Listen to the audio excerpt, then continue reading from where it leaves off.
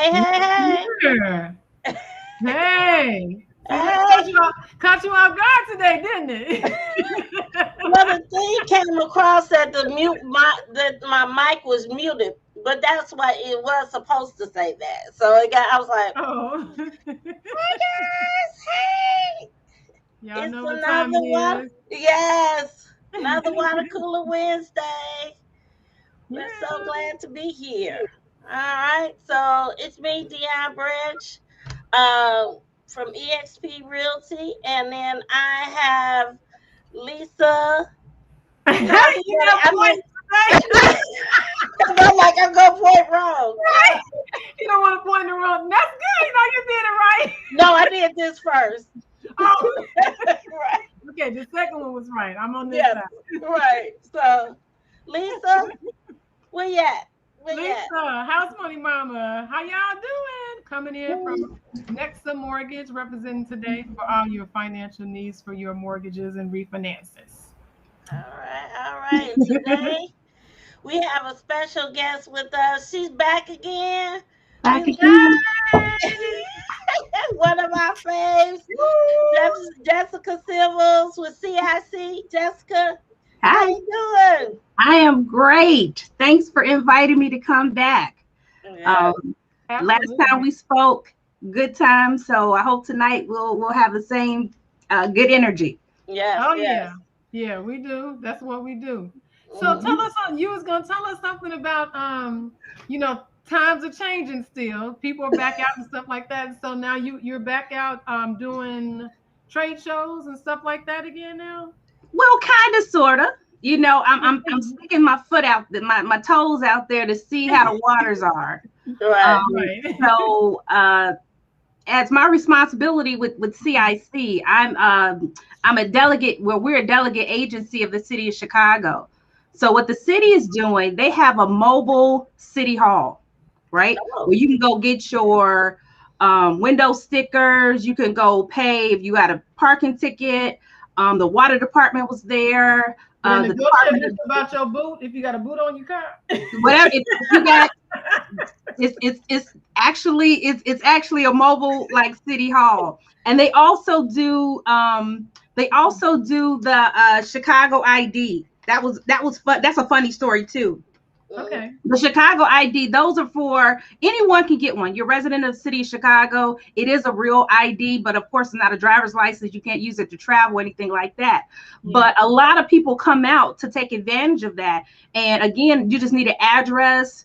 It's not a lot of intense background that they would have to do, but it's to give those who might not be able to have an ID for whatever reason. It gives you an opportunity to have one, to get some type of um, ID that you can use. So, like I Right. said, it was funny yesterday because that was my first time actually doing an actual table since 2020, the beginning of 2020. Okay. Yeah. And the funny thing is, like, I'm like, what do I have? So I had just brought everything that was in my car. And you believe I still had notebooks in my car. I still had pens in my car. I updated our You were ready. information, but I had all of this in my car. My tablecloth still in there. I'm like, damn. Oh, I'm sorry. Like, I had all this stuff. And I do share my goings and comings throughout the city. I share it on Facebook, and it was funny because one of the young ladies, I mean, it just so happened that she's a delegate. I mean, she was an agency of the city who was actually two tables from me. And she was just like, "You're Jessica Sivels." And I'm like, yeah. I'm like, hey. So she had in her folder was my property management training certificate with her. Oh. And she was just like, I just took your class. And I'm like, wow, just weird. So Right. again, that still makes my certificate legitimate in these streets. Yes. I see she Right. told me about it. She was very thankful and ready to take the next class. So the interest is still there. So people, realtor, loan officer, if people are still interested in purchasing properties in the city of Chicago. So that's a good thing. Yeah. That people are still interested. So that's what happened last night. I was there from 4 to 7 Nice. last night in Right. Hamilton Park on 72nd Street. It was a little questionable in the park, but the police it was great. But it was interesting to see the people come out. So That's good. That's some good information to know, because I know I need some take care of some city business. yeah. Yep, they're having pop-ups on Saturdays, and I'm doing 2 more in October. So I definitely, it's on my Facebook page. I shared it with the clerk's office. They have that mobile city hall to make it convenient, so people don't have to go downtown. Okay, all right, That's guys. good. So Actually, I know a couple of people that need IDs that have been having a hard I was time. going to show you mine. I just got it, and I mhm. was just like, she was just like, oh look. I'm like, I don't. It might be in my purse, but I just got the ID. I mean, it gives you discounts to restaurants and a library card, but all And that good stuff. is it a photo ID or? Yeah, it's a real ID. Okay. Has I thought they used that at one time for kids. Didn't they have like a kid Kids ID? were there yesterday. Mhm. Kids were there yesterday. Undocumented individuals, they were Yeah. there yesterday. So it was well received. A lot of people came to get that. So yeah. Okay. All right. Well, we here to talk about this eviction stuff that's going on. Like, can we evict people you just yet? You got people in the in your property. I don't think you should ask that question like that. Like you waiting to evict somebody. Hold on, let's rephrase that. My tenants are great. So if you're watching, you know Can I we love evict people you. yet? Is it, you gotta wait.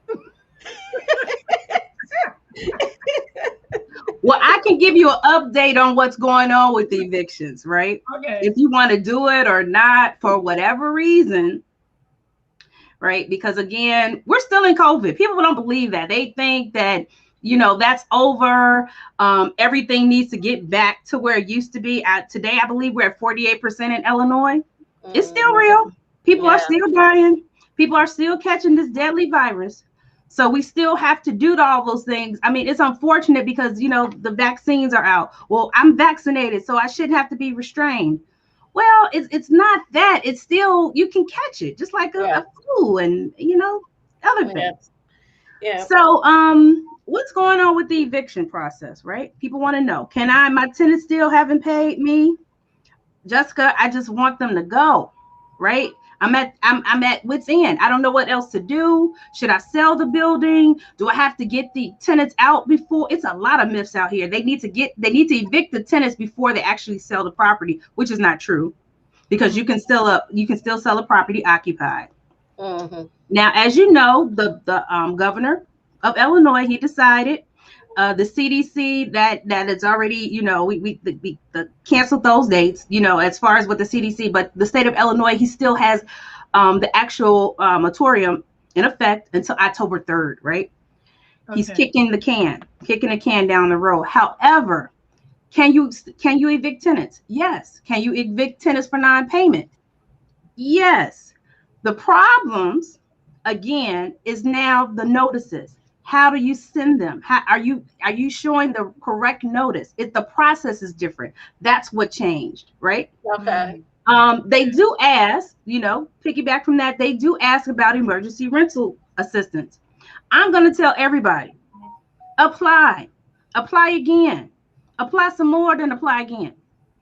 Yesterday, they just turned the go switch on again for the city of Chicago for you guys to apply for emergency rental assistance. It's open through All Chicago. You could Google allchicago.com. You can Mhm. look up the applications are for the landlords or for the tenants. Both lines are available and open right now. They do have financial emergency rental assistance available. They have streamlined this process, right? Again, the goal is not to hold up your money. Yes, are they going to ask you additional information? Yes, that's only for your benefit. They just want to prove, do you own the building? Are those your tenants? And did they miss paying you? On the Okay. flip side, I'm tenant A. I lost my job. I haven't paid rent in the last 6 months. And yes, that's my landlord. It's that simple. Mhm. It is a lottery system, not everyone, but again, they're opening up again. So funds are still available. Money is still available in the city of Chicago. Again, third largest city. I mean, we're huge. So of course they have to go through those funds. Okay. People really need to think about, you know, you got to think about your hardship, because some people, I don't want to apply for the emergency rental assistance. I just want my tenants out. But you're thinking about those thousands of dollars you're out of, right? Right. Is that real? I mean, some people can just walk away, and if you can, by all means, go ahead. But if So you can, I have a question. I'm sorry. So say I have a tenant that's not paying, I get the assistance. How far back does the assistance go? And if I get the assistance, then can I evict them because they're still not paying? okay, here's the catch-all, right? So as far back as you can go back as far as, I believe, January of this year, 2020. And you, again, it goes against, if you applied and you received emergency assistance in the past, again, those days can't overlap if you received it in the past. So again, this might be your initial application, right? You want to go back to maybe January of 2020. 2021. I'm sorry, 2021. Dang, it's been COVID. Right? So you want to go back that far. However, and then on the flip side, you can go up to 3 future months, because again, you want to make sure that they can fulfill their rental obligation. On the flip side of that, if you do accept emergency assistance, if you do receive the emergency rental assistance, unfortunately, you will kind of forfeit your eviction order, right? Okay. So you wouldn't be able to, but only for the months that you received assistance for. So if you received assistance for 6 months, you can't evict that tenant for 6 months. But again, during this process, hopefully you're in communication. Maybe the person is back. You know, the goal is to get them, to make you whole and to get them on track. So hopefully at this particular point, yes, you have grumbles and gripes because of the past rent, but going forward, they're now employed, they're receiving some type of income. So, you know, you want to make sure that you're on that right track. Okay. But again, you're just thinking about, you know, your hardship, what you had to pay out of pocket. You know, some people had to pay their mortgages with credit cards. It's just crazy. I mean, the whole economy just went to the crappers, pretty much. So, so the eviction process, you know, some of the things I want to tell people, what's changing, what has changed is the notices, right? The actual notice documentation has changed, right? They want declarations as far as, again, those are live, real documents saying, hey, I really was affected due to COVID. And if I wasn't, so for instance, I mean, if the state of Illinois, they can pull whatever they want to, right? They know if you get income tax, they can pull up your check stubs because they know how much you pay, how much your employer paid for you on your behalf. So some people, you're not that slick, but then, you know, if they really wanted to do it that way, they could. Not to say they do it that way, but they could. Right. Notices, how you give out those notices, right? The 5-day, 10-day, 30 days, that's all gone now. Again, now it's the length of term of your lease. So if a 30-day notice used to be, that's the termination of your rental agreement. You give that person 30 days and you can actually terminate the lease. That's a no-go now. It's based on how long they've been there. Say, for instance, you had a tenant that's been there for 5 years. You have to give them a notice of 120-day notice that you're going to terminate their rental agreement. 120 days, really? Yeah. And then again, you just have to make sure that you're giving them, and you have to be to the T. I mean, unfortunately, now we're all we're now assistants. Now we're all everything that you didn't want to be. You are that now, because before, I could just give it to them, and you know, I can give it to them in enough days. So now everybody's an administrative assistant of themselves. Yeah. You're looking at calendars like you never did before. You're looking at documentation. I tell people documentation. Now's the time to have your books in order, because anytime anything's questionable, and again, that's the reason why a lot of people, they couldn't get other things, because their documentation wasn't in order. Their accounting wasn't in order. But we're not here to talk about those things, PPP money and all those other things and grants and everything. Today, we're just talking about evictions. Right. So again, the goal is to actually, you know, to make yourself whole, to make sure you're financially, because again, this is a business. You should have a positive return on your investment. I understand COVID happened, but we're trying to get you out of it. But, you know, and I understand it's always a risk with a tenant. right? Yeah. Regardless if COVID happened or not, it's still a risk. Right. So, Jessica, where do we find the new rules? Right. So the new rules actually on the City of Chicago's website. Actually, they have information for landlords, but as a landlord, I want you to educate yourself as a tenant. I'm telling the world universe this now. I want you to educate yourself as a tenant because, of course, as you know, the city of Chicago is a very tenant-friendly city. It is. Yeah. They have a lot of tenant agencies. They have a lot of tenant groups that are there to help them. But as a landlord, I do my best job to be an advocate, to connect the dots and get the information in front of you. Your attorney's your best resource because, again, he's in that courtroom every day. So he's learning. His job is to be I'll be the expert on any law changes. Right. If you need some lawyers or whatever, I can give you a couple of names, of who to call. I don't really recommend, attorneys, but I can give you a good list of landlord attorneys that you can, get in touch with. But I want you guys to educate yourself as a tenant, right? It's an agency. I love they have a lot of resources. It's called the Lawyers Committee for Better Housing, right? They're on the flip side. They do represent a lot of, they represent tenants, but the information that they share, it's true and factual. It's how, it's you have to read it in your eyes. As a landlord, what does this mean to me? As a renter, what does this mean to me?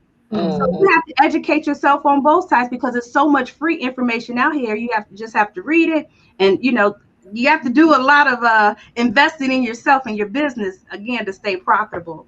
Right. So y'all gotta excuse me because I'm over here. I have my pen and paper. I hope you guys are right too. Right. So we did. If anybody has some questions for Jessica, let us know. But Jessica, we had an important one. It says, "Where do I get my property management certificate?" So where can they come and? Well, we're still online. I'm still zooming. I'm still on the tube, or not on the tube. We're on the internet, right? We're still in the computer blocks or whatever. So in order for you, we're still offering our CIC property management training. It's on our website, cicchicago.com. It is virtual. It's on 24/7, so it's no timing. Like, people will, when is the next class? It's an ongoing class. The thing is, I was fortunate to put that class on autopilot. We're trying to get, again, my goal was to actually have a live class in October to roll out. But unfortunately, this COVID still has me at a standstill that I cannot have a 8-hour class. I can't, I just can't do it. Facilities won't do it. I mean, I'm having, I'm trying to have like little networking events here and there, but I just can't actually have a class for that long period of time. And, I got all type of COVID waivers and this and that, but Lord forbid something should happen. I just wouldn't rest well. So we have to get that under control. But what I can try to do, and what I'm thinking about, maybe to have a hybrid class, meaning some of being virtual and then some being in person, because again, a lot of people, they struggled, had a hard time, trying to understand concepts, online, and I get it. I get it, but it's really hard to have those in person. So once you take the online class, you do take a test. It is a tested workshop, and then you will receive your test. As long as you pass the test by 75%. Okay, so the class is really great. I've taken the class with Jessica, so it's definitely something if you're into owning property, want to get into property management, it's definitely something that you should really take the time and take the class for. So, well, I like this next question. Pull that question up, Dion. Okay. Jessica's shaking her head. What is the tenant? Yeah. Well, I might weigh in on this one, but go ahead. I'm gonna let you. You're the expert. I'm gonna let you say, but I got some stuff to say. It's a relative. All things are relative, right? These are still renters. However, son, you're not gonna evict your mama. Mama, you're not gonna evict your son. again, when we think about this, initially, when I tell people when they're thinking about renting those units, you have to think of it in a business mindset, or is this going to be a family house? Yeah. If it's going to be a family house, structure it that way. We're just paying mortgage. We're not paying rent. We're going half-seas on the mortgage. We're going half-seas on this, and do it that way, right? So it's just the house we live in. It's just a family house, and you don't have to worry about this. When you get to evicting relatives, again, eviction, what happens with eviction? It goes on your credit, right? Landlords won't re-rent to you, right? You will have all these other element things when you get to the background checks. So really, it becomes a displacement for that relative that ends up probably back on your couch anyway. Right. So don't evict your relative. It's all your fault. You did it. That's why I can't even go nowhere. That's why I gotta stay. Right. So I'm like, treat that with maybe a system. I tell people when especially parents with their older children, encourage them, help them look.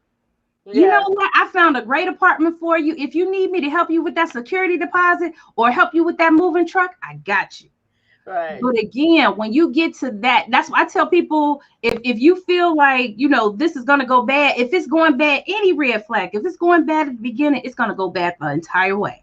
Yeah. But when you deal about, again, it's on their record. It's eviction on their record. It's on their credit report. So really, you got to think about the damage that's going to go along with that. But some people don't care. And if you don't care, again, the rules of the road, give them a 5-day notice, get you an attorney, pay that eviction fee because it costs to evict.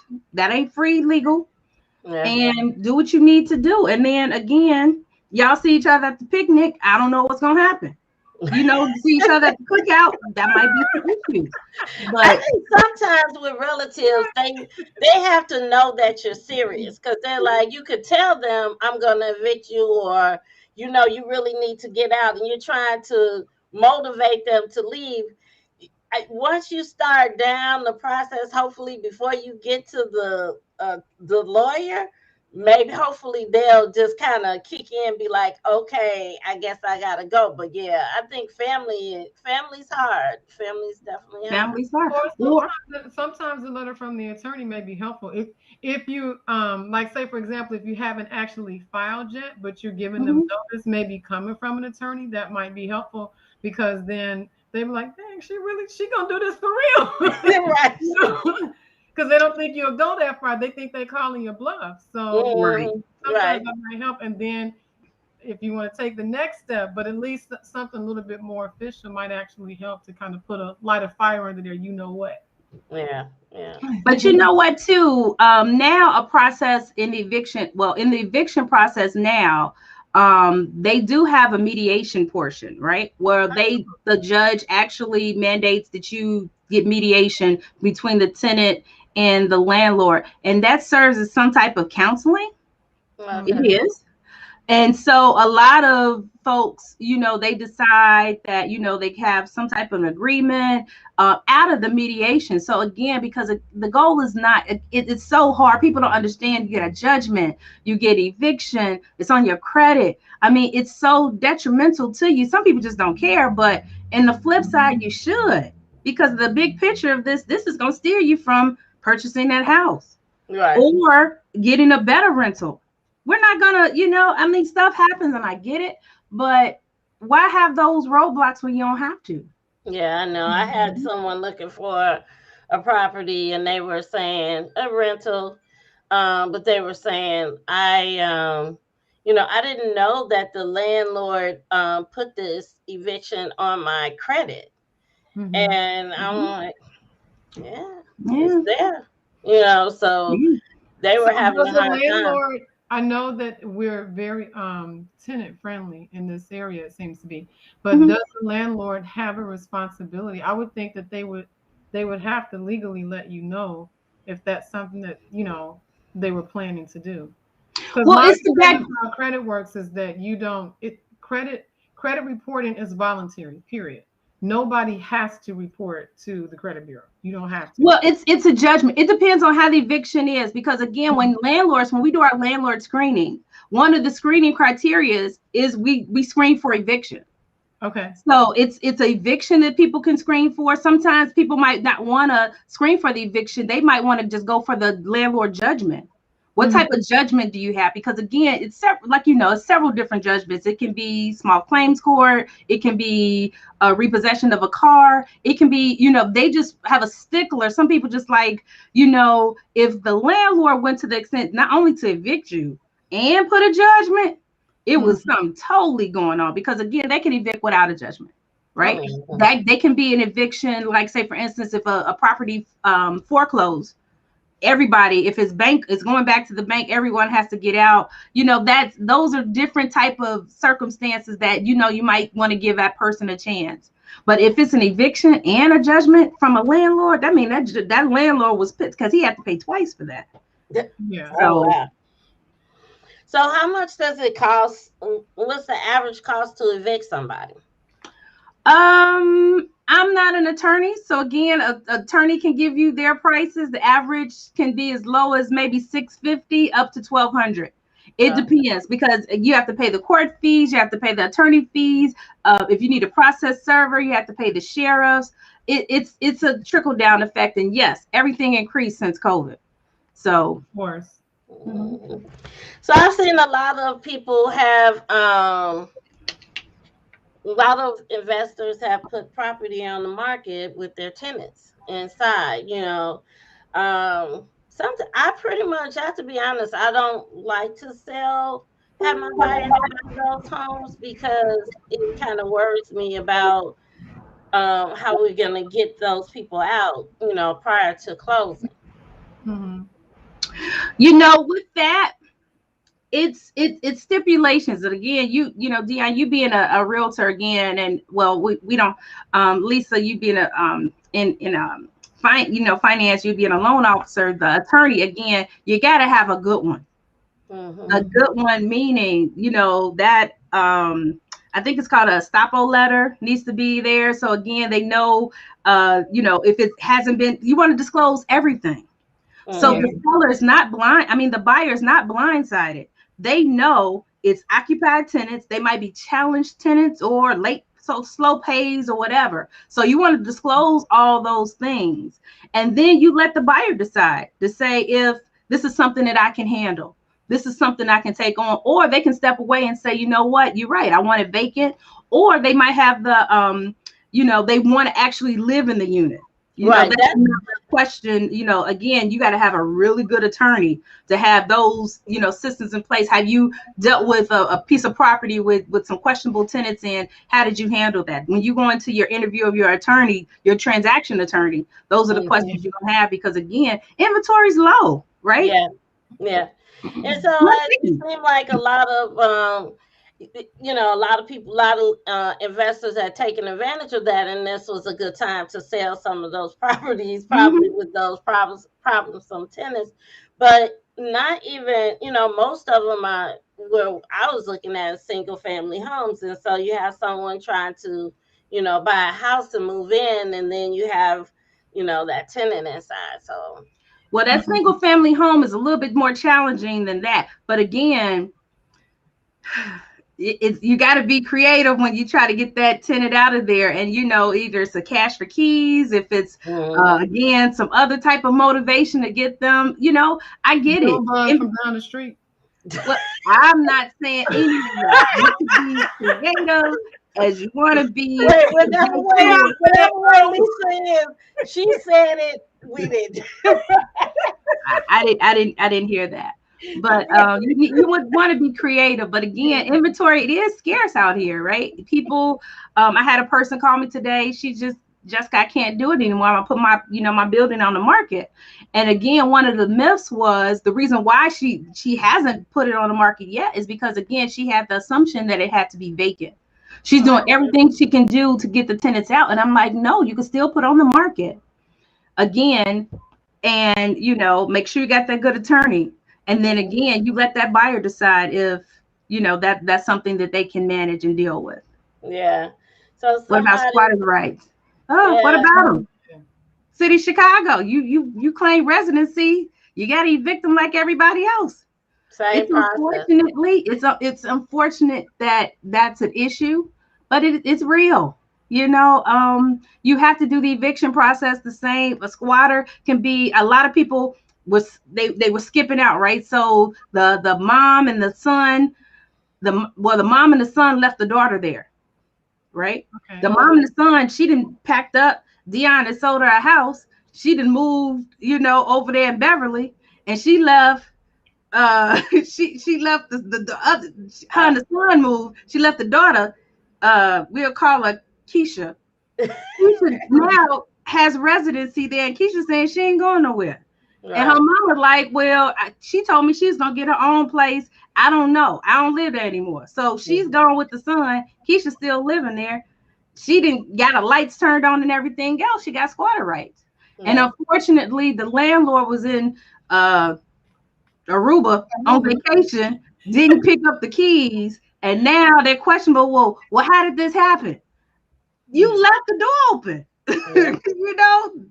That's how squatters get in. They leave the door open, doors unlocked, not changing it. I mean, I understand it's a cost, it's a pain in the butt, but as soon as a person moves out, it's your job to go in there, change those keys, and make sure that building is secure before you to get someone else, so you won't have those issues. But it's I did have some squatters in the house, a newly rehabbed house. That was it was very shocking. Rehab, really? House beautiful. And they moved right on in. Broke the window. You even see that they broke the window to get in. They didn't try to fix it back and make it beautiful and start putting some grass out there, talking about, shoot, this is my house. No, they were like, we have a lease. We received a lease, and so this is our place. Oh, it was really. Wow. So definitely, you definitely have to be careful with squatters, because they're out there too. So squatters got rights too. They do. So just for tonight, like I said, people, the biggest things, of course, rental assistance is still available. I understand if you got troubled tenants, mediation is available, right? It's on our website, cicchicago.com. The emergency rental assistance, mediation. If you have a conflict mediation with your tenant, that's available. Notices. Again, I'm telling people, at first in October, I was going to start with screening. I think I have to start with these notices, because again, people are getting it mixed up. I understand what you did back in 2019. That's old school rentals. This is the new school terms, and you need to know what you can and cannot do. I would hate for you to get out of courtroom and you serve the wrong notice. You didn't give it the correct time frame, and then your case is shot out, and then you have to pay it again. So again, right now, it's not, you've already lost thousands in these past 18 months. I don't want you to lose any more money. So the goal is to make sure you're giving out the right notices, and again, you're educating yourself. Learn what the renters are learning. Right. Pick up they know the rules. They know the rules. Yes. And I understand, come from a place of their mindset, and then ask the questions what you want to know. I mean, like I said, the lawyers committee for housing. Lawyers Committee for Housing. That's the best group out here. The MTL, Metropolitan Tenant Organization. They're out here too. But the Lawyers for Committee for Better Housing is a great organization that they're big advocate for tenants. But again, I recommend the landlords to educate yourself on what they're learning. The rules are the same. The Chicago Landlord Tenant Ordinance is the same ordinance. Again, people want to read bits and pieces of it. You need to read the whole thing so you can understand their rights and your rights and how they work together or don't. All right. Well, this was good. Right. Jessica has came, filled our water. Right. Yes, she did. Yes. And thank you. Wow. We really thank you, Jessica, because, I mean, there are people out here who are suffering, and if you need any help, if you're trying to get into investment properties, check CICchicago.com. Definitely a great place to get your certification. And you can always call Jessica if you need some help. Here's her number. Right. Monday through Friday, people, 9 Right. to 4. Don't call me at 8 o'clock talking about, hey, I just see you on live. No, I'm just kidding. Yeah, I won't Right. pick it up, but leave a message. Right. Leave a I'll message. call you back tomorrow. No 2 a.m. calls. Your emergency is not Jessica's. Okay. Right, right. So, Great. but we thank you all. We do thank you for joining us. Please come back every Wednesday, Water Cooler Wednesday, where we like to make sure we share information about owning property and the home buying process, and make sure our family is educated. And so that's what we're here for each week. So Thank you, everybody. Well, thanks for having me. Thanks good. for coming. All right, have a good one. Goodbye. All right. Good night.